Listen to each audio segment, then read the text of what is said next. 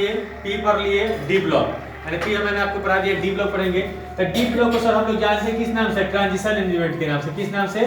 Transition elements के नाम से जानते हैं, यानी कि इसे क्या कहा जाता है सर?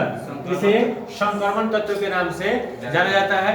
डी ब्लॉक में याद रखिएगा हमेशा कि डी ब्लॉक जो है यह पूर्ण रूप से तत्व इसमें केवल रहता है। क्या रहता है?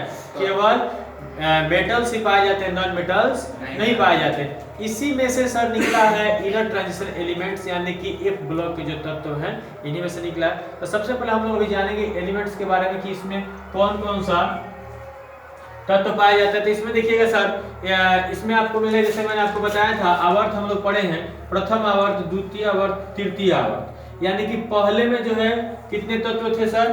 दो। दूसरे में सर 8, तीसरे में सर 8। तो ध्यान देंगे जिंक किस आवर्त सारणी का तत्व है, यानी कि किस आवर्त का तत्व है। आवर्त सारणी, आवर्त पीरियोडिक टेबल ही है, ये किस आवर्त का है? ध्यान देंगे चौथे आवर्त का। तो यानी कि 4 नंबर, 5, 6 और 7, ये जो 4 आवर्त आपको दिख रहे हैं, ये सभी आवर्त किस में पाए जाते हैं? D block. डी ब्लॉक में से चालू होता है हम लोगों का 21 to 30। कितना होता है? 21 या चौथे आवर्त में जब आइएगा तो सर इसमें सबसे पहली चीज ध्यान देने वाली बात रहती है इलेक्ट्रॉनिक विन्यास। मैंने आपको कल ही बताया था कि धातु, यानी कि जो भी धातु होते हैं उसमें धात्विक गुण पाया जाता है, धात्विक चमक पाई जाती है। उसमें आपको क्या मिलता है? विद्युत और ऊष्मा के सुचालक होते हैं। द्रव्यमान क्वथनांक के बारे में हम लोग जानेंगे। डी ब्लॉक में जब पढ़िएगा तो इसमें आपको मिलेगा आयनिक त्रिज्या पढ़िएगा, यानी कि इसमें किस प्रकार की ऊर्जा बनती है, रंगीन हो क्या इसके आयन जो होते हैं रंगीन होते हैं या रंगहीन होते हैं, इसके बारे में हम लोग जानेंगे। आप इसका कुछ देर के स्क्रीनशॉट ले सकते हैं। कि वर्ग मैंने आपको बताया कि आवर्त 4, यानी कि हम लोग किसके बारे में पढ़ रहे थे? तो डी ब्लॉक है, यानी कि चौथे आवर्त से ये जो है चालू होता है। ऐसे चौथे आवर्त में आपको एस ब्लॉक भी मिलेगा, चौथे आवर्त में आपको पी ब्लॉक भी मिलेगा, लेकिन डी ब्लॉक जो है मध्य में आपको मैंने बताया कि 21 से 30 तक। एक चीज आपको याद रखना होगा कि जो डी ब्लॉक है, कोई भी पूछ सकता है कि किस वर्ग से किस वर्ग तक है, माने कौन से वर्ग से शुरू होता है और किस वर्ग पर जाके समाप्त होता है। तब वर्ग 3 से लेकर वर्ग 12 तक के तत्व को क्या कहा जाता है सर? ट्रांजिशन एलिमेंट्स के नाम से जाना जाता है। यानी कि जो आपको दिख रहा है वर्ग 3 से लेकर वर्ग 12 तक के तत्वों को ट्रांजिशन एलिमेंट्स कहते हैं।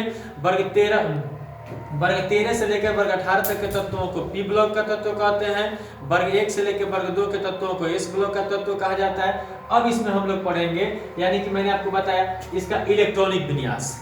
इसका इलेक्ट्रॉनिक विन्यास जब पढ़िएगा सर आपको पढ़ने के लिए मिल जाएगा NS जो होता है 2, सॉरी NS2 से नहीं, ND पर डायरेक्ट समझाते हैं। ND जो होगा सर 1 to 10 और NS जो होगा सर क्या होता है? 1 to 2 होगा। तो ध्यान देंगे हम लोग, सबसे सिंपल चीज मैंने आपको कई बार बताया भी होगा या आप पढ़े होंगे, आपको मिलेगा सर इसमें स्कैंडियम पढ़ते हैं, भेंडियम पढ़ते हैं, टिटेनियम पढ़ते हैं। तो दो चीज आपको यहाँ पे ट्रबल कर सकता है। अब मैं आपको बताता हूँ कि ND1 से लेकर ND10 तक आंख बंद करके लिखना है, लेकिन सर आपको 2 पॉइंट यहाँ पे ध्यान देना होगा। एक आपका क्रोमियम मिलेगा और एक आपका कॉपर मिलेगा। यानी कि क्रोमियम का होता है सर 24 और इसके बाद वाले का होता है मैंगनीज का होता है 25। यानी क्रोमियम हो गए और क्या मैंगनीज हो गया आपके सामने। तो सर इसका इलेक्ट्रॉनिक विन्यास लिखिएगा तो थोड़ा सा इसमें परिवर्तन होता है। ऑर्बिटल्स जो होते हैं जिसमें इलेक्ट्रॉन रहता है उसमें थोड़ा सा क्या होता है, ज्यादा और कम की अंतर रहता है। तो ध्यान देने वाली बात क्या है, तो हम लोग लिखेंगे सबसे पहले 24, इसका स्क्रीनशॉट लेना। अब ध्यान देंगे इनके तत्वों के बारे में। सबसे पहले इसका 21 नंबर क्या होता है सर? 21 का स्कैंडियम होता है। भेंडियम का कितना होता है? 23। स्कैंडियम होगा 22, भेंडियम 23, क्रोमियम 24, मैग्नीज 25। ध्यान देंगे सर हम लोग सबसे पहले यहाँ पे आपके सामने मैंने कहा था, बताया था कि ND जो होता है सर 1 to 10 और NS जो होता है 1 से लेकर 2 तक। यानी कि आपके अंतिम कक्षा में, यानी कि ऑर्बिटल जो मैंने बताया था बाह्य इलेक्ट्रॉनिक विन्यास जब होंगे वहां पे क्या होगा, अंतिम में 1 से लेकर D में 1 से लेकर 10 तक जाएगा और NS जो होगा यानी कि 1 to 2 होगा। इसमें सर आपको मिलेगा पढ़ने के लिए जिसको कहा जाता है पेनिल्टीमेट। इसको कहा जाता है पेनिल्टीमेट। मैंने अभी जस्ट पहले आपको पी ब्लॉक पढ़ाया था, एस ब्लॉक पढ़ाया था, उसमें आप लोग लिखे होंगे 1:2, 2:2, 2p6, 3:2, 3p6। यहाँ तक आप चलते तो कोई दिक्कत नहीं है, लेकिन जैसे हम लोग आते हैं डी ब्लॉक में, जब लिखते हैं हम लोग यहाँ पे ध्यान दीजिएगा 1:2, 2:2, 2p6, 3:2, 3p6, 3d कितना हो जाएगा सर 1 और 4:2 कितना हो गया 4:2। ये चीज मैंने आपको डायरेक्टली लिखा, लेकिन सर चलते हैं एक पॉइंट और इसका लिखेंगे हम लोग 1:2, 2:2, 2p6, 3:2 और 3p6। अब मान लीजिए कि जब p भर रहा है तो p भरने के बाद क्या आएगा s आएगा, तो जब s आएगा तो पहले इसको लिखेंगे 4:2 और 3d 1। मैंने आपको बताया था कि कुछ नहीं करना है, 21 से लेकर 30 तक का जब भी लिखा जाएगा तो 1 to लेकर 10 तक, यानी कि 1 से चालू होगा 10 पे जाके समाप्त होगा।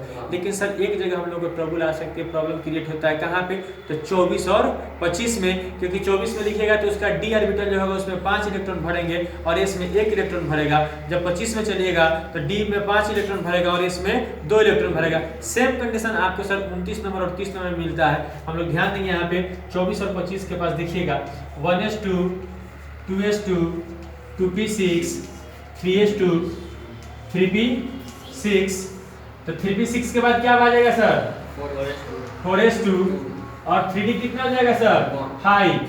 अब ध्यान ये गलत हुआ है, कैसे गलत हुआ है यहाँ पे, तो देखिए 10, 10, 20 और 20, 5, 25। अब यहाँ कितना चाहिए 1, तो 24 हो गया। तो आपके सामने सर दिख रहा है कि एस में कितने इलेक्ट्रॉनों की संख्या 1 है और डी ऑर्बिटल में इलेक्ट्रॉनों की संख्या 5 है। और आपको मैंने बताया था क्या कि d1 से लेकर d10 तक सीधे लिखना है, लेकिन यहाँ पे जब हम आते हैं तो हमारी रुक क्या होती है, रुक जाती है। और फिर इसके बाद हम लोग जब लिखेंगे mn का, यानी कि मैग्नीज का 1:2, 2:2, 2p6, 3:2, 3p6, 4:2 अब हो जाएगा और 3d 5 हो जाएगा। सेम कंडीशन आपको 29 और 30 में भी यही मिलेगा, तो घबराइएगा मत।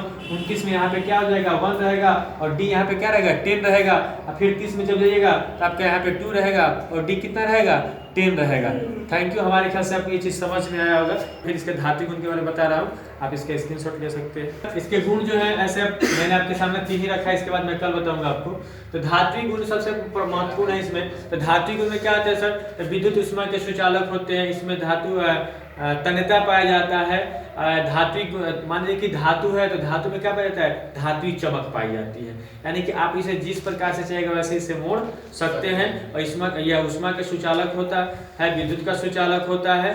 और ये दूसरा जो पॉइंट है सर परमाणु त्रिज्या, आपको दिख रहा होगा यहाँ पे कि कॉपर से लेके क्रोमियम से लेकर कॉपर तक की जो परमाणु त्रिज्या होती है समान होती है, लेकिन जो इसके पहले वाले स्कैंडियम, टिटेनियम, वेंडियम जो है उसमें थोड़ा सा क्या होता है, कम है, ज्यादा हो सकता है। लेकिन इसकी जो परमाणु त्रिज्या यानी क्रोमियम से लेकर कॉपर तक की परमाणु त्रिज्या क्या होती है, समान होती है। सेकंड पॉइंट सर है आयनन विभव। आयनन विभव कहने का अर्थ आपको मालूम होना चाहिए कि यह जो है डी ब्लॉक जो है एस और पी के मध्य में है, और एस और पी के मध्य में जब है तो यानी कि एस और पी जो ब्लॉक है उसके मध्य में डी ब्लॉक आता है। तो डी ब्लॉक क्या है सर, एस से पावरफुल होता है, लेकिन पी से क्या होता है, कम शक्तिशाली होता है। तो ये इलेक्ट्रॉन को क्या करते हैं, एस से इलेक्ट्रॉन को अपने में लेते हैं, लेकिन पी से ये शेयर नहीं कर पाते हैं। तो यहाँ पे आपका है आयनन विभव। तो वर्ग 1 और 2 की अपेक्षा इसकी आयनन विभव जो होती है क्या होती है, कम होती है। थैंक यू, धन्यवाद।